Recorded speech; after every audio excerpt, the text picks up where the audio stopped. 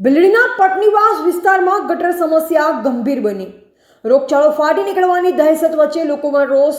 ડીસા તાલુકાના ભીલડી ખાતે નવી ભીલડી ગામના પટનીવાસ વિસ્તારમાં ગટર ઉભરાઈ જતા ગંદા પાણી રોડ રસ્તા તેમજ સોસાયટીઓમાં ફરી પડ્યા છે, જે કારણે લોકો ભારે મુશ્કેલીમાં મુકાયા છે।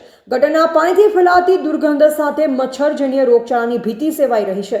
રહેવાસીઓનો આક્ષેપ છે કે લાંબા સમયથી ગટર વ્યવસ્થા જર્જરિત છે, છતાં પંચાયત દ્વારા કોઈ યોગ્ય પગલાં લેવામાં આવતા નથી। આથી લોકોમાં પંચાયત વિરુદ્ધ રોષ ફાટી નીકળ્યો છે।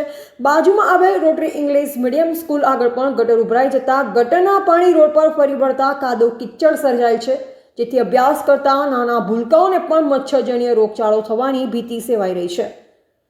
જેથી આજે રહેવાસીઓએ તાત્કાલિક ગટર વ્યવસ્થા સુધારવા અને સફાઈ અભિયાન હાથ ધરવા માટે રજૂઆત અર્થે ગ્રામ પંચાયતમાં દોડી આવ્યા, પરંતુ ત્યાં પહોંચ્યા ત્યારે જાણવા મળ્યું કે સરપંચ શ્રી બીમાર હોવાથી હાજર ન હતા અને તલાટી શ્રી દફતરી કામે તાલુકા ખાતે ગયેલ હોવાથી હાજર ન હતા।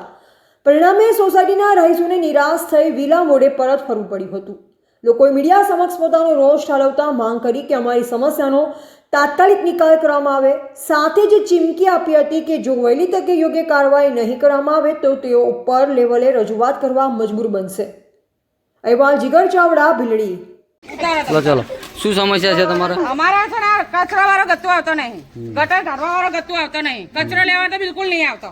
15 દાડે 20 દાડે એક વખત આવે બરાબર। અને પાણી ગંદકી બહુ છે ને, ગટર નું પાણી છે ને ડાયરેક્ટ ઘરમાં આવે તમારા, અને રોગચાળા ને એકલા જીવડા છે ને તરી બહાર આવે।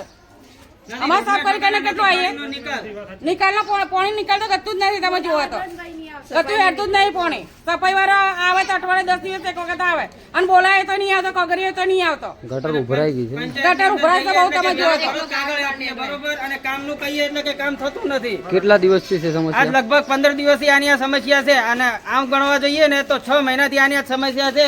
જે દિવસે નાળા નાખે એ દિવસથી સમસ્યા છે। તમે રજૂઆત કરી? રજૂઆત 3 થી 4 વખત કરી કે વરસાદનું પાણી ભરાય તો નિકાલ કઈ રીતના કરવો?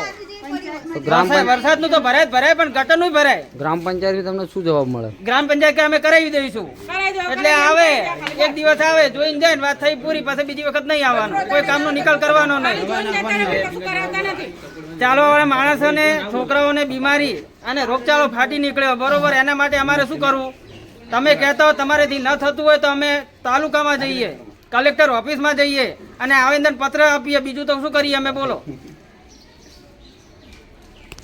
નવી ભીલડી ગ્રામ પંચાયત અમે અમારા પટણીવાસની અંદર પાણીની ગંદકીની સમસ્યા લઈને અમે પંચાયતમાં આવ્યા છીએ, પણ પંચાયતમાં સરપંચ સાહેબ અથવા તલાટી સાહેબ હાજર નથી, એટલે અમે હવે પાછા જઈએ છીએ ઘરે અને રજૂઆત કરતા જઈએ છીએ। નિકાલ કરી આપો, અમારા કામનો નિકાલ તાત્કાલિક ધોરણે કરી આપો। રસ્તાનો કામનો નિકાલ ને કચરાનો આ 3 નિકાલ કરી આપો, તમને વિનંતી છે આપણી।